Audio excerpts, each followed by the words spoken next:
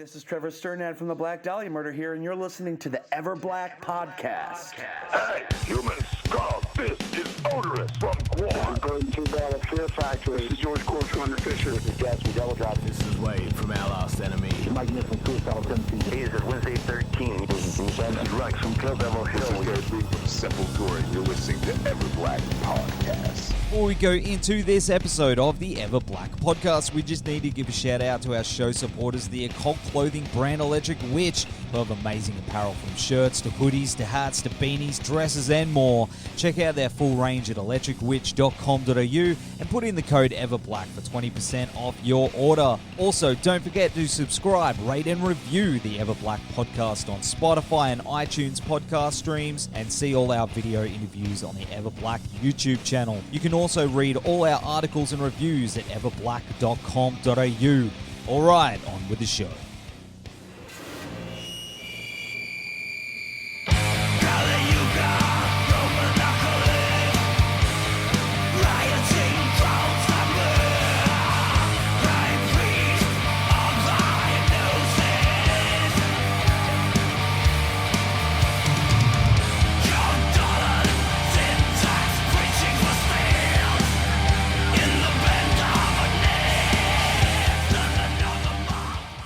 Cain, thanks for joining us on the show, brother. How's everything going down there in Perth? Perth? Oh, shit. I can't say there's too much excitement going on around here right now, except for, I'm really, I've been in more or less of a bubble since May. So I'm really out of touch with a lot at the moment, not just in WA, but just in the world. I've been very detached. And I think that's kind of the only way it's probably the only way I could have pushed through these last sort of chapters of finalizing the album, was to really step away from everything, to just tighten the last sort of nuts and bolts on this thing. So, man, I got to say, despite the shit show that was 2020, we did get some great news. As you're referring to, the new Amenta album, Revelator, which comes out on February 19, I believe. Correct. That is Dude, spot on. I've heard this thing, and it is an absolute monster, and I love it. Man, welcome back in a big bad way to you and the boys. I mean, it's been, 7 or 8 years? So how did you guys get it back together? How did that happen? To be honest, it never really went away. Really? We knew that we were burnt out from the last few runs of tours that we'd done. Yeah. And needed to step away. But even during those last couple of tours, there were riffs and bits and pieces that were kind of kicking around. And gradually, after kind of stepping away from shows, it wasn't long before there's someone sending an email saying, oh, here's some riffs. And then, there's another email with, oh, I've added this and that. And what do you think if we chopped this and did that? And before I know it, I'm demoing bits and pieces of vocal stuff, and we're just toying with ideas. So that sort of, just experimentation was happening. It just continued.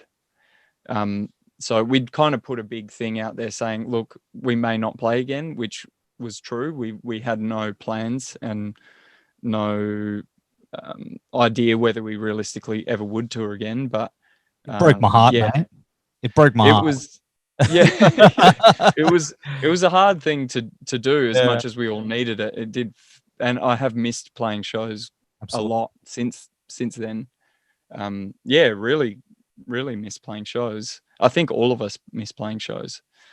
But yeah, the material was kind of bits and pieces were getting kicked around from fairly early on. And I think the fact that we weren't bound to any contractual obligations, you've got that no deadline syndrome where it's very easy to sit too close to the canvas and start to see things wrong with the picture that may not really be wrong with it. And this kind of took us down some pretty wild rabbit holes of constructing, deconstructing, burying, digging back up, all sorts of stuff. And it went through a really quite a basically just a really taxing, kind of grueling process, really, where a lot of times throughout the years, I think each one of us has had at least one point where we've wondered if this thing's ever actually going to reach completion. Because once you've kind of gone down that rabbit hole, it's really hard to get out. So it was a very twisted, ugly, endless maze of shit, really. But I think that journey played a massive role in the way that things ended up coming together. So if it hadn't been for that, it wouldn't sound the way it does. And I have to say, I don't think I'd actually change any of it. I think it just kind of it became what it was supposed to be, whether we knew what it was supposed to be from the beginning, really, or not. It kind of, I guess, at some point you sort of realize this thing's running the show. We're not running it; it's running us, and we're kind of just scrambling to make it, to keep up and keep it exciting. So as soon as something loses a certain level of fuck yeah, there's always one guy that's just ready to completely cut it out and say, nah, let's fucking put that in the bin. And sometimes those things crawl back out of the bin a couple of years down the track and turn into something else. It's been a bumpy ride, but we are almost there. Man, I got to say, I'm so glad that you guys did, and you're back in action, man. Like, as I said, like I've said to you before, the Amenta is of course my favorite Australian metal band. So to have you guys back in action is, especially, I didn't see it coming. So when I saw it pop up, I was like, something's going on here. How did you sort of? I mean, I understand why you would have kept it a secret for that long. But well, it's not. It's more just that we were just buried away. Yeah. It's not that we were deliberately trying to, keep a lid on it. No one's to know. It was literally just our lives have just built up with all these different elements. Guys having families, kids, living in different countries, and there's just all these things that are built up, and life has just got more complicated. So the band stuff just, we completely dropped out of the public eye because we barely had space in our lives just to be keeping up with the writing process and staying in touch and keeping the ball rolling, let alone keeping everyone involved in where we're at, because we really didn't know where we were at. It's really only in this last sort of year that we kind of realized, wow, it is actually going to be finished, and now we can start planning when we might be able to release it and how we might go about doing that. And so once we actually started realizing that there was some choices in planning coming up, that's when we started going, all right, we kind of need to figure out a way to let people back in on this without giving away everything at once, because still, I mean, at that time we weren't sure how it was going to be released, if we were going to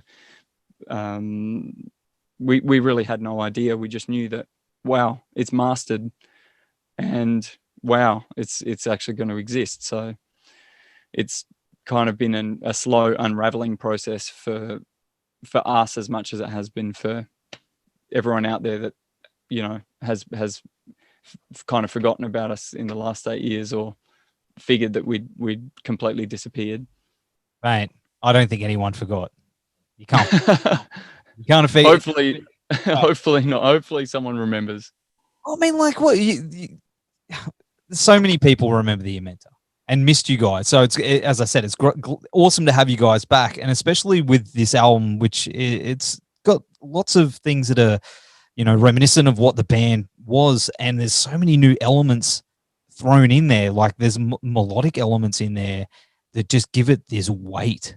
And it's not like, when I say melodic, I don't mean like in a pop sensibility. Your vocals, man, are just absolutely incredible on this thing. And where you've taken your voice to tell those stories and present it is something that I haven't heard in a long time. And I think people are really, really going to gravitate towards this album because there's nothing like it, man.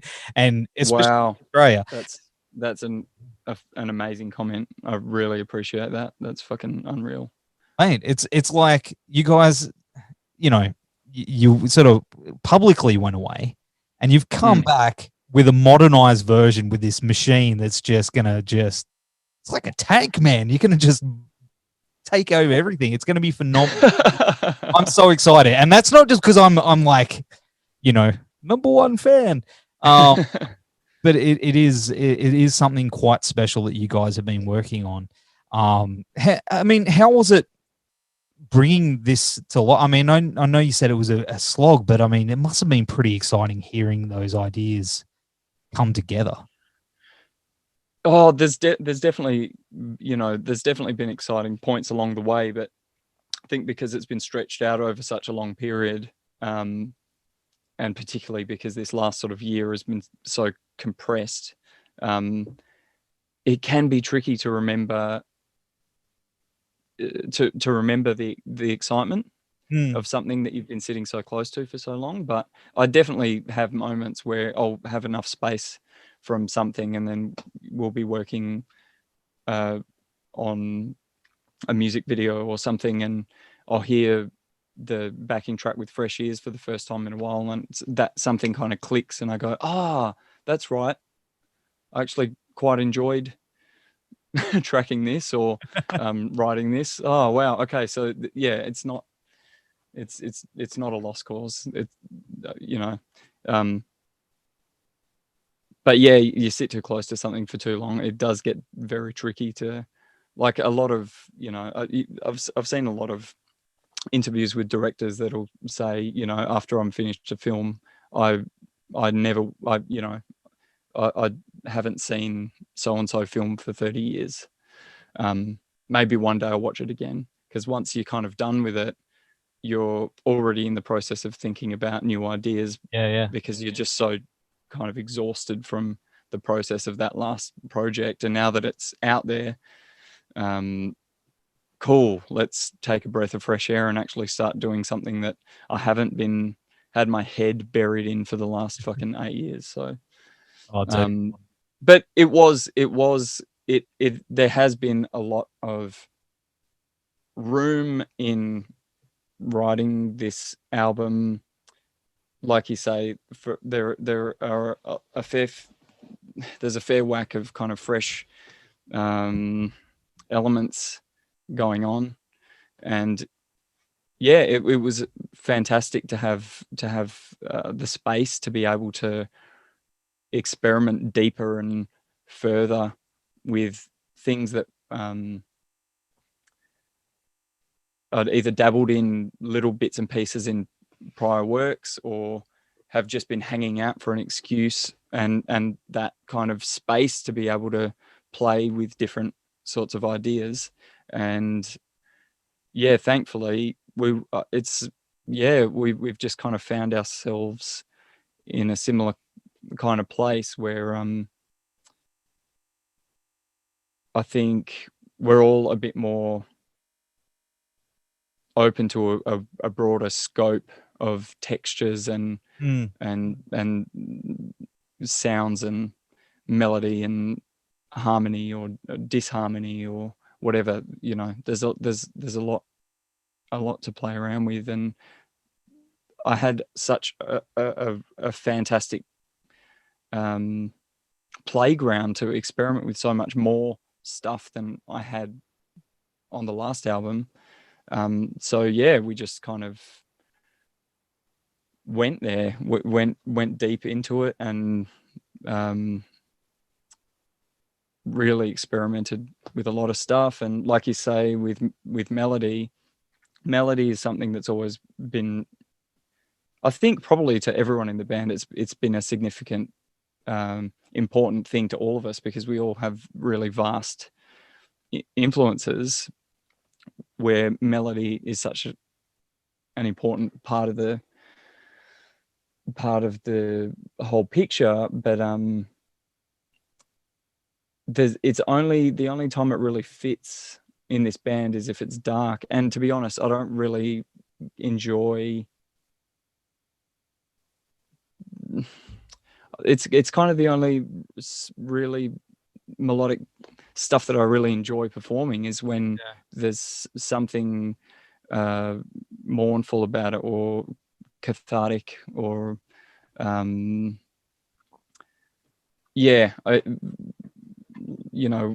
never hear the Amenta coming out with a melodic song in the vein of an In Flames or something like that. It's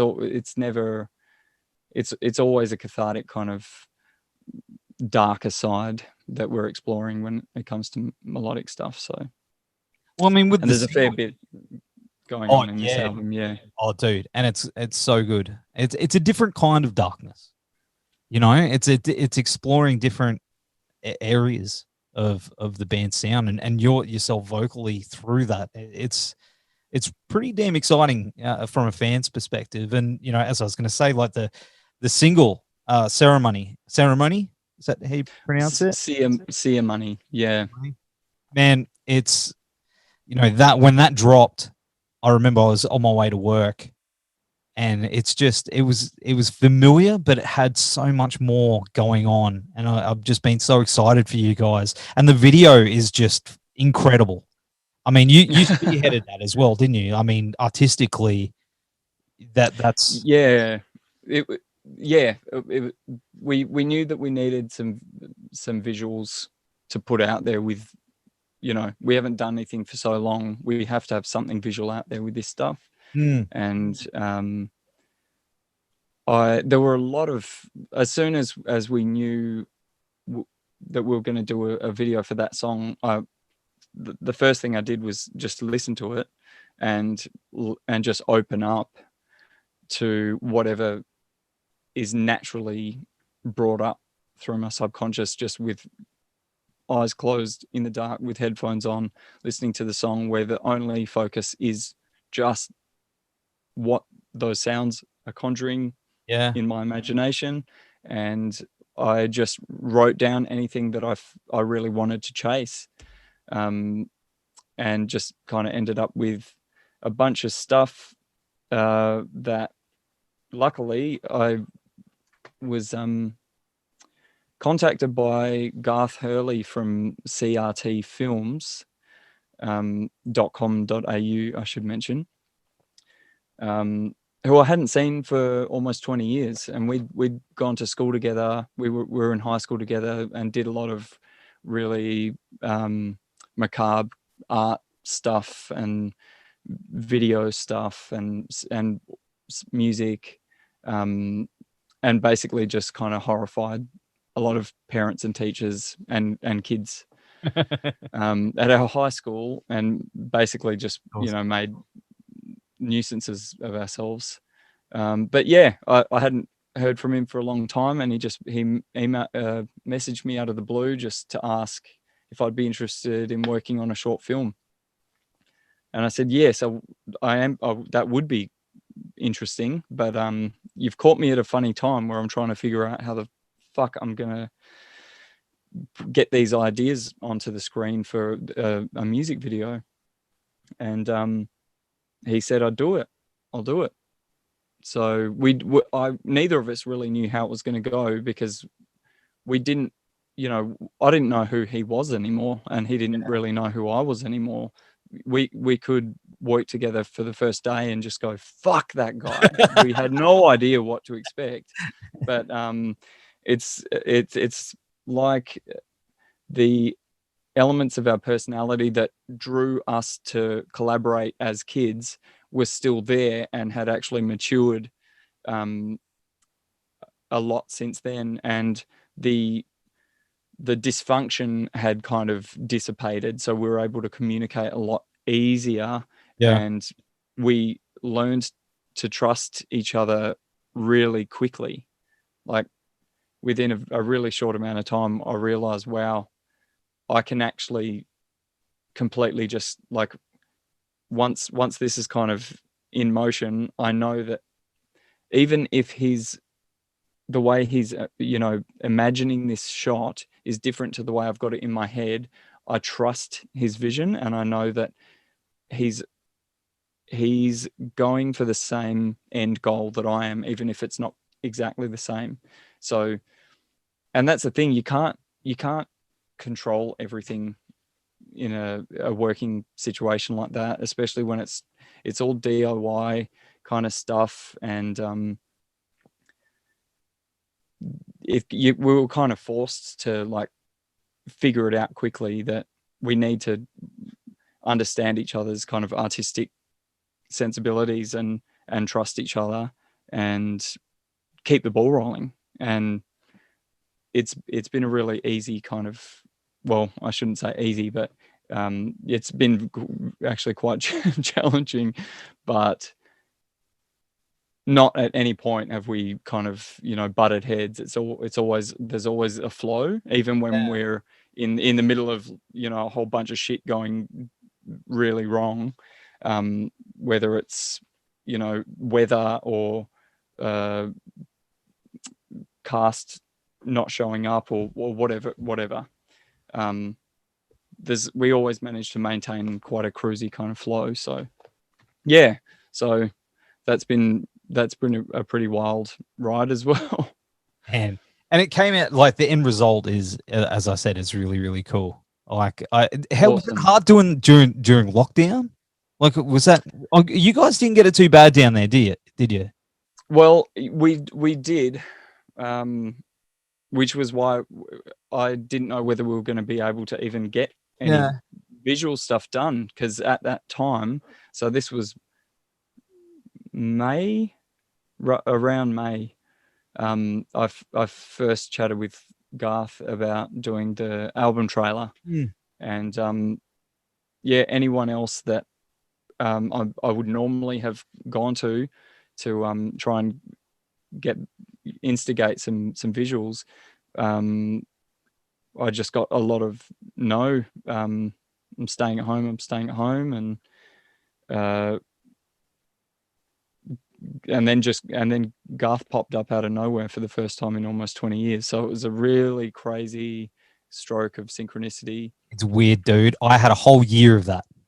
Yeah, right. All of the story, man. But like, I wasn't the only one. Like, last year was just a bunch of weird fucking coincidences that ended up in, creative positives and stuff, which is, it's weird. Yeah. It is weird, though. Cool.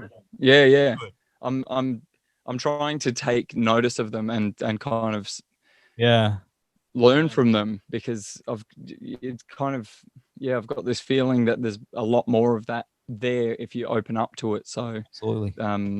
It's really kind of opened up some new windows of introspection.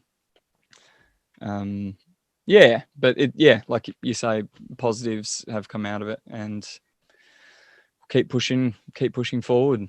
Yeah, man. I mean, not gonna lie, it's been a shit show, but it's yeah. I mean, it's and a lot of people I know have, had a really rough year, but at the same time, it's who knows? Who knows when we've just started 2021, man. Let's fingers crossed. But of course, I mean, did you record vocals there? Is that your studio? In WA, yeah. I'm sitting at my studio. That's cool. So this is rehearsal space / vocal coaching studio, recording studio. I only record vocals here. I don't really have any interest in as an engineer for anything outside of vocals. That's complicated enough. That's where I draw the line. That's enough. I'm good with that. Outside of that, fucking go see someone else. It's not my bag. I admire anyone that like Eric, our guitarist, mixed the entire album, and he's done that with the last few releases, and it's whole different ballpark. I don't envy that poor bastard for 1 minute. But I mean, like, there's a lot of vocal layers and stuff going on in the album. I mean, layers and what you've done is really, really cool. So obviously you've got your own studio there. You've got the time to put into it. But when you send those tracks off, I mean, there's layers with effects and stuff like that. Do you just send off like the dry files and let them take care of that, or do you have an idea and map it out? There's rare occasions where I'll have a particular idea of a line where in my head this line would be more of a softer background kind of thing, and so I might use some kind of crappy preset or something just to hint that this might work as a good background kind of thing. But at the end of the day, Eric's gonna lock himself into a padded cell with those tracks and do what he has to do to get through it and make it all fit. So sometimes those suggestions won't end up that way at all. Sometimes there's some really crazy stuff that I'm not expecting, like a backing vocal part has ended up being at the forefront of that particular line in the song, and I'm kind of just going, what the fuck is going on there? That was like a backing thing that was meant to be like kind of really distant in that section, and now that's the main vocal. And so it's a real, like, the process between the writing, experimenting, breaking it down, destroying it, putting it back together, and then getting to pre-production. And I'd basically been going back and forth between Sydney and London for years, just working either one-on-one with Tim or a couple of the guys in Sydney. And then the next year I'd be in London working with Eric, just going over all the songs bit by bit with a fine-tooth comb and figuring out some, new problems and things. And then once you've kind of got, everyone's got the green light for all the, all these sections and tracks and songs, it goes into the mixing process, and it's a whole new fucking rabbit hole where all sorts of new crazy fucking issues pop up. And so I track all the vocals here. Eric tracked all the guitars in London and mixed the album. Tim did all his parts in Sydney, synth, soundscaping. Bass was tracked in Sydney.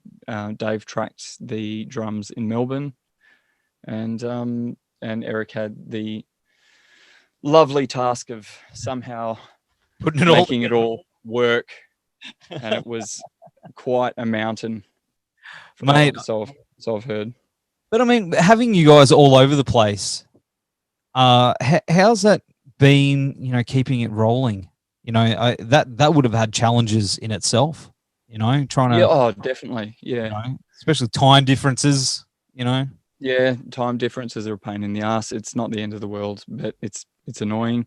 but you work around it. But more than anything, it's just, to be honest, I think if we all lived in the same place, it would be, I think it would be, the album still would have got done. It just would have been different problems. So whether you split up all over the place or whether you're all in the same city, you're always going to have, struggles. There's always going to be when you're so passionate about a project, working collaboratively on a big project like that. There's always going to be struggles along the way. I really don't think it makes much difference where you are in the world. But it's tricky it's easy to slip into lack of contact. Yeah. It's a lot easier when you're not living, in the same area. But then again, I've been in bands where we all live in the same place and you can go for months without where, everyone sort of just eases off and gets lazy. So, you got to get into the chat and you're like, wait, what the fuck is everyone doing? Yeah. Yeah. Are you still Yeah. alive? Yeah. It's there's always at least one person in the band that's kind of got just enough energy to fucking step up and crack the whip if things start getting a little bit loose. So and as once someone's stepped up, everyone else kind of goes, fuck, all right, if you're stepping up, I better step up as well. Let's go. All right. Yep. What are we doing? It happens. So, yeah, it's good. It's good. It is. Where's the masks come from? That's what I wanted to ask you. Like the masks are incredible, man. Like they look amazing. Who did those? So the mask concept was originally an idea for album artwork, actually, years ago. Yeah. And I had trouble finding the location that I had in my head. I looked around everywhere trying to find this particular kind of look that I was going for, and I could not find it anywhere in WA.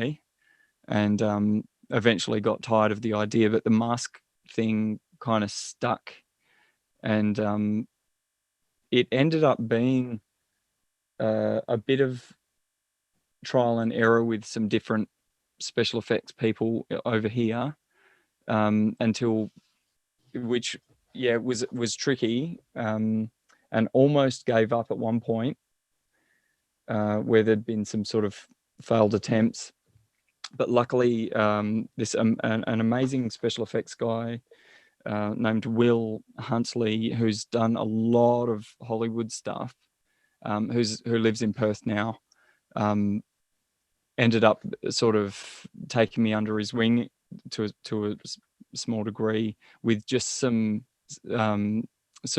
helpful information and a little bit of guidance. And so that was kind of encouraging. And then finally he put me in touch with another effects guy, a local Perth guy named Rich Hatwell, who is phenomenal artist and effects guy who's done a lot of film, TV, and like enormous installations, giant dinosaurs to commercials. Where like the kicker for me with Rich was when I discovered that he had once done a community service ad, or he'd worked on a community announcement type advertisement, which was about swimming pools and having them secure so kids can't drown in them.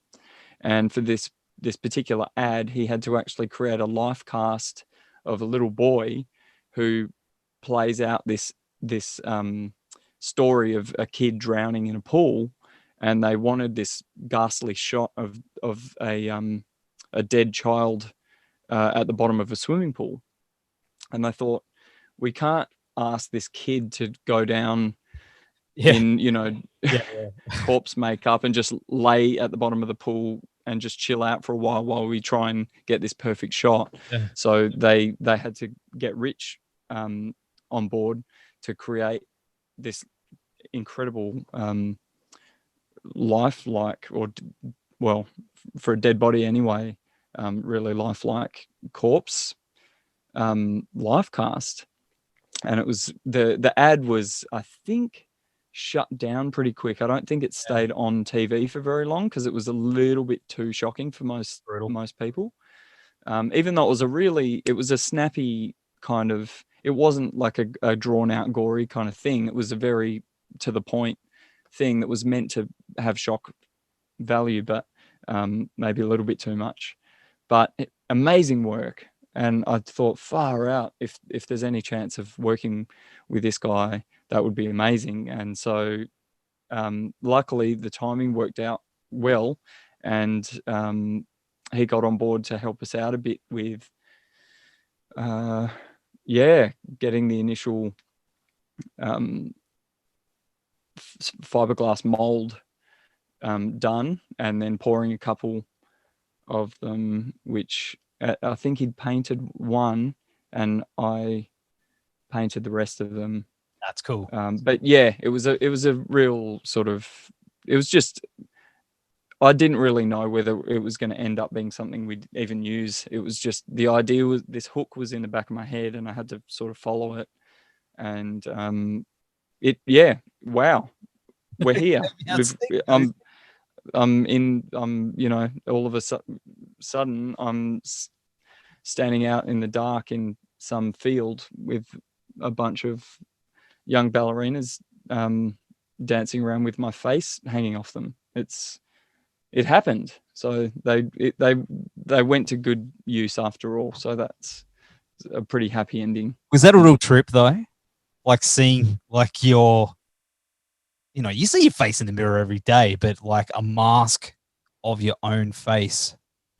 Yeah, there's definitely points where I've gone, ooh, that's not something I would have anticipated I'd be looking at if someone told me 10 years ago that, or 8 years ago, that by the time the next album comes out, there will be images of your, dead, flaccid face hanging off other people's skulls. Are you going to sell them? Probably. I hadn't thought that far ahead. Yeah. We merchandising, because we're still using them. We're still using them for some things. So, yeah. Time will tell. I don't know what's going to happen with those things, though. Anything could happen at this stage. So we'll see. Man, I'll buy one. Put it on the wall. I remember, what was it? I remember somewhere and I saw like it was like a cast of Bowie's face. Oh wow! Like awesome on a wall. Was that from like The Man Who Fell to Earth or the movie? Oh right, yeah, cool. Like a cast of his face, and man, I was like, I want that. Just and then I found The Man Who Fell to Earth is such a fantastic film. There's a fair bit of David Bowie wang in that movie though, which I wasn't expecting. But besides that, it's a pretty amazing film. We just had celebrated his birthday. Like there was that there was that big streaming show, and they had like Trent Reznor and a whole bunch of cats doing a. Is this recently? Yeah, like 2 days ago. Oh, like I say, I live under a rock. I have no idea what's going on. Hey, you've been a busy dude, that's for sure. Yeah, I mean, it's good to hear that, man, that your heart is still so attached to the Amenta, and that's where your passion really is, and it shows on the album, dude. Like as I keep going back, like it's very, awesome. It's very honest, dude. Awesome. That's an amazing review. That's really cool. I couldn't really, that's unreal. I'm not a big one for reviews where they use a lot of crazy combinations of adjectives and fancy la-di-da analogies and shit like that. Sometimes they're fun to read, but something like that actually that really means a lot. Like hearing honesty in music, that goes a long way for me, and that's something I've recognized in music, and that I've been really affected by. So to hear that from you, that's a really big call. Very appreciated. Cheers. And well, I mean, that's, you know, and that's me being, you know, speaking my truth there. It's just, you know, and that's why I've always been a big fan of your work. You know, just not just with the Amenta, but I've always seen, you know, your artistic, you know, endeavors and your, you know, your passion and honesty with it. That's the word, man. You know, you can tell when people are out there, and it's just, but you've got this artistic flair that no one else does, and that's you've got this, you know, and it's dark. No one yours, and it, you know, and that's why we keep coming back for more. And I'll be awesome. Take all my fuck yeah. And you can have this beer and this alien action figure. But anyway, what was I talking about? Oh yeah, I was just waffling on. But of course, you know, touring and things like that are on hold. But have you guys been talking about what you'll do when you do start touring? You know, like terms of show. All of us miss playing shows. All of us would love to have the stars align to be able to just jump on something that made sense. But there's just no saying whether that's even a realistic option in our future at all. Yeah. I'm actually blown away by how many tour announcements I've been seeing lately. And I'm just thinking, wow, I hope you guys have got some serious insurance, travel insurance deals going on, because I wouldn't be that confident in booking that shit. Yeah. You know, fucking hell. Who knows? I don't have a clue. I really hope that we can, you know, I wish we could have released the album a year ago, so we could have easily just toured the album as per normal. But we decided to wait till it was impossible. So I love that. So yeah, fuck knows. You're not the only one, dude. You're not the only one. But then again, yeah. You know, it's people need that entertainment. They need that escape. You know, and if they can't see shows, they're definitely. I mean, I know last year albums. It was a good year for albums, dude.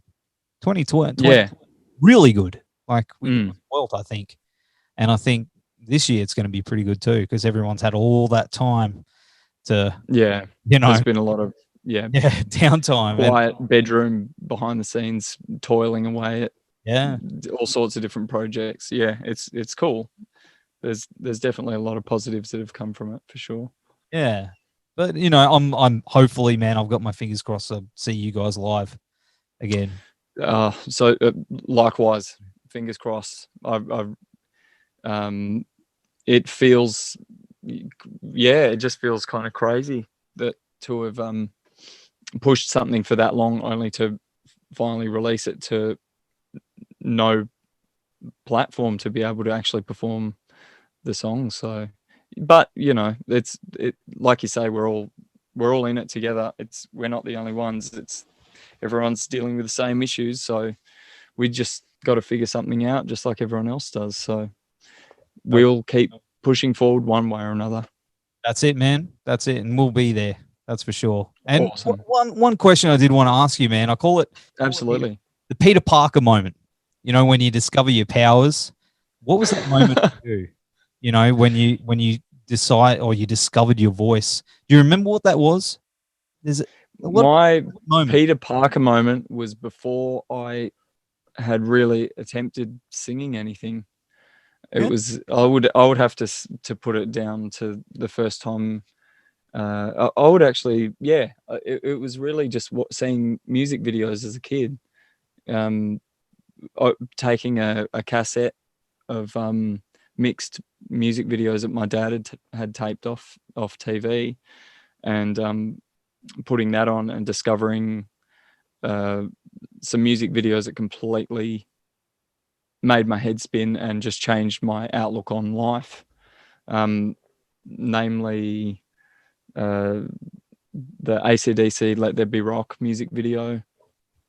I remember watching that, thinking, how does this happen? Like, how did these people, come together to create something like this? This is just one of the most bizarre things I've ever seen. As a kid in the 5th grade, I just remember thinking, this is madness, and I want to do that. Which school do I have to go to be able to do this shit? What videos like that? Alice Cooper, Poison, White Snake, Still of the Night. These amazing, golden age of MTV music videos. And I'm not sure if at that stage I ever knew what I wanted to do. I just knew I wanted to do something in that world. And I didn't have money for instruments or lessons in anything. So I thought, well, singing's free. I'm just going to start doing that heaps when no one's around. And basically that was that. Just jamming to everything that excited me from 5th grade onwards until signing up to jam with some terrible band out of a local paper as a 15-year-old, and it just kept going from there, one band after another, and I'm still doing it. It's still fucking doing there in that band, that first band. I was in. Yeah, it's good fun. You got to do it. You got to do it, and you think it's so rad at the time. There's that word. I'm not sure whether I really did, or I think at that stage it was just, I know I need to be in a rehearsal room with guys that have real guitars and drums, and as long as that's kind of happening, that's something. So I was just happy that was the case at that time, and and look at you now, man. Look at you now. It's still doing the same crazy shit. Hey, man, salute to you, my man. Cheers. Thank you so much. I'll cheers you with my how good is Mad Magazine mug. How good is that? That's amazing. I was wondering. I saw the mug before. I was like, I didn't know what it was, but brother. Of course, it's been awesome catching up with you, dude. The new Amenta album, Revelator, comes out on February 19. Yes. 19. Yes. You got it right earlier. You got it right the first time. I did. There's a reason why 18. I'll tell you later. It's anniversary. It's an anniversary month. But of course, all the best to you and the boys. The links will be down here, as I always say. So click on that link, pre-order it now, and buy all the merch, because I got to get all the merch. I'm not talking to you. I mean, everyone out there that's watching this interview, you get down there, you click that link, and you throw these boys some money, because it's worth it, and it's going to be the best thing. Vinyl as well. Yeah, there's a whole bunch of pretty wild variations that are coming out between Debamure Morty Productions and EVP over here. There's vinyl, CD, digipacks, and there's actually a cassette version that popped up at some point that will be available, or is available for pre-order, more than likely. Like I said, I've been in such a bubble that I'm not even full bottle on the available merch that's coming out, but there's some wild stuff. Hopefully I might even end up with a copy of it. A physical copy would be kind of cool after all this time. I know, right? So you can, but then again, it won't necessarily happen either. Oh man, we'll see. Come on. But next time we talk, it'll just be all Amenta merch. It'll be me in the shirt, just Awesome. acting cash. And a creepy mask of my face hanging off You're the like, head. how did you do that? I made it. Lovely, brother. lovely. Mate, thank you so much for hanging, and all the best to you and the boys. And we will see you very, very soon, I hope. Cheers, man. It's been an absolute pleasure. Thank you so much. Cheers.